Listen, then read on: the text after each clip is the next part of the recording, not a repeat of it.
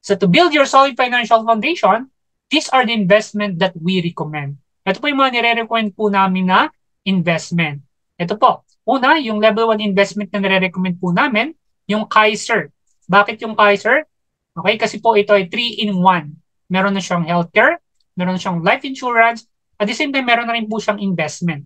Kapag nag-mature yung investment mo, pwede mo siyang gamitin as emergency fund. Okay? Ayan. So, yan po yung Kaiser. Ito po yung 3-in-1 plus 1. Okay? So, yan po yung kagandahan ng long-term healthcare. Ito po yung level 2, yung most 18.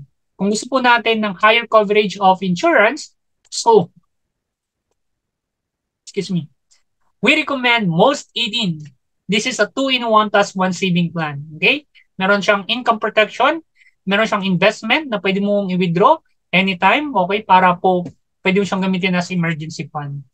Ayan, so ito po yung mga sample plan, okay? So let's assume, okay, age 30 ka ngayon, so kailangan mo na mag-invest ng 7,188 pesos per year para magkaroon ka ng 1 million coverage. Okay, meaning, just in case na sa loob ng isang taon, kunin ka ni Lord, yung pamilya mo makakatanggap ng 1 million pesos. Ganun po siya nag-work. Okay? And the level 3 investment na nire-recommend po namin ay itong mutual fund and stock market. So, ito po yung level 1. Level 3. Okay, so pure investment po ito. Okay, so make sure na bago ka mag-invest sa level 3, meron ka munang level 1 at level 2 para po hindi po masayang yung pera po natin. Okay? Ayan, so again, katulad na banggit ko kanina, kapag member ka na, automatic ay mutual fund investor ka na. So be an IMG member.